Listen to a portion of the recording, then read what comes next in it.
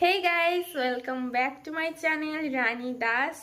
তো এটা আমার নিউ ব্লগ, আমি প্রথম ব্লগ শুরু করছি। তো জানি না কেমনভাবে করব, কিভাবে বলবো, তাও আমি বলার চেষ্টা করব। আর এভরি সানডে আমি ব্লগ নিয়ে আসব তোমাদের জন্য, নতুন নতুন ব্লগ, আরও নতুন নতুন কন্টেন্ট নিয়ে আসবো আমি।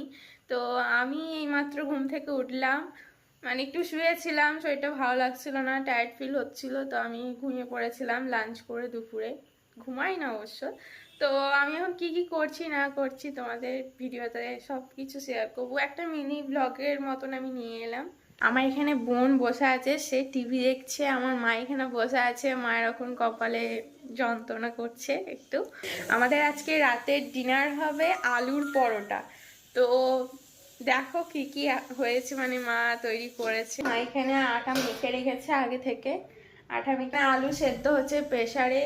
আলু, তারপরে পেঁয়াজ, ধনেপাতা, নুন, মানে আলুটাকে মাখবে, তারপর ভালো করে মানে পুর তৈরি করবে আলুটা। তারপরে কি করে করতে হয় আমি জানি না, আমি শিখে রাখবো। তো তোমাদের রাতের ডিনার কি হলো অবশ্যই কমেন্টে জানিও। আর ভিডিওটা ভালো লাগলে লাইক, কমেন্ট, শেয়ার, সাবস্ক্রাইব করতে ভুলো না।